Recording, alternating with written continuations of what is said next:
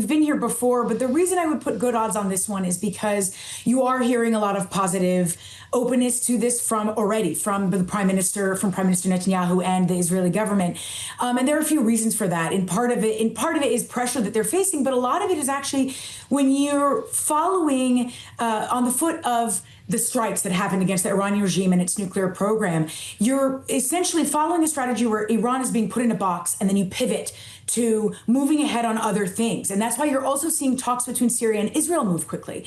So in light of that, right after that, Trump also himself has chips that he can call on right now with Netanyahu and say, look, we were there for you. We came in and we helped you with those strikes. And now you're going to need to go to this. Now, there's another part of this, and that's that agreeing to a ceasefire, which is temporary, is easier for Netanyahu than the second part, which is agreeing to an end to the war.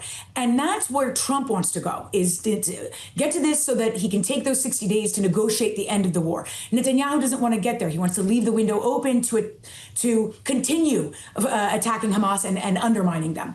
And so in Netanyahu's mind, it's easier to, at least if he's going to curry favor with Trump, to agree to that temporary ceasefire and kick the can down the road on the end of the war. And so that's why I have some hope that this might actually come through.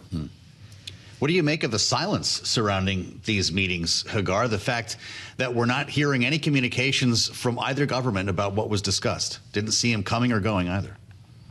Yeah, that's, it's interesting. I mean, from what I've heard from my White House friends, the meetings have gone well. Obviously, they obviously also chose to put out there the offer of, or the fact that Netanyahu nominated President Trump for the Nobel Peace Prize, right? So they put that part out in the press. I've actually seen this a lot as well, just in Lebanon. Now, Tom Barrack was in Lebanon, and he chose not to comment on the negotiations between the United States and the Lebanese government on the disarmament of Hezbollah. And he actively said, I'm not going to talk about it in the public because I don't want to undermine the negotiating process. So that's, it could only, in my mind, it only highlights the seriousness of it, but also perhaps that they don't want the media opining, debating, undermining anything. They want it to be in secret and then to come out public with it. And to be fair, by the way, that's how they pursued the Abraham Accords, under Trump 1.0. They were very secretive about it.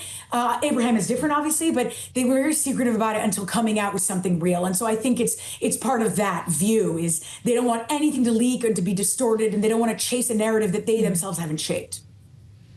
So do you think, Hagar, that they'll wait to actually come out with a deal announcement until both Israel and Hamas have signed on? Because typically, and this was true of the Biden administration as well, you get the announcement that one party has agreed and then the other one isn't necessarily on board and the whole thing falls apart.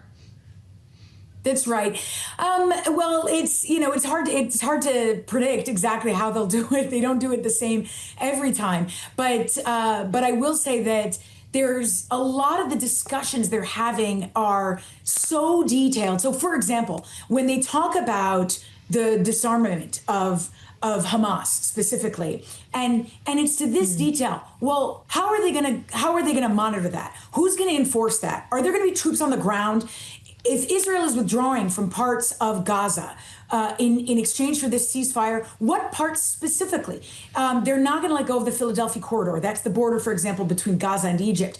But there's a lot of discussion of how far they'll retreat to, like, how far into the barrier, or the barrier that's being built, that perimeter around between Israel and Gaza. But at the same time, you just had an attack that happened yesterday that was in that perimeter where you had 5 IDF soldiers, I believe, who died, and 14 that were wounded, something like that. And so that, again, that in the wake of that, that's not going to bode well for Israel agreeing to those specific details. But when you're talking about figuring those details out, that's what makes it so difficult.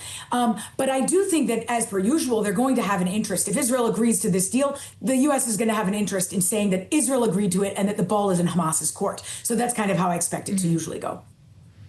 Hagar, does any of this work as long as President Trump has a vision of Gaza being turned into a Mediterranean resort town?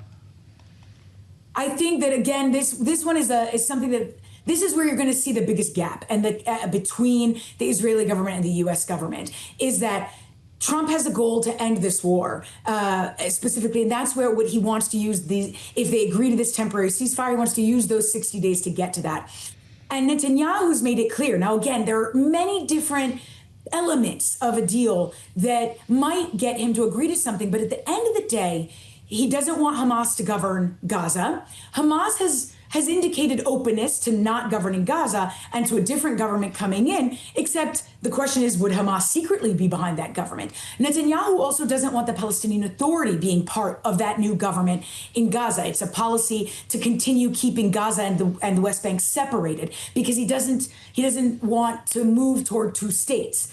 And so now the Trump administration also has not made it clear that that's what they're headed toward. They just want an end to the war. But that gap, that is going to continue being a gap. I wouldn't mistake that chasm for undermining the relationship between Trump and Netanyahu. Trump is actually quite honest. When he's upset with Netanyahu, he says it. When he's happy with him, he says it.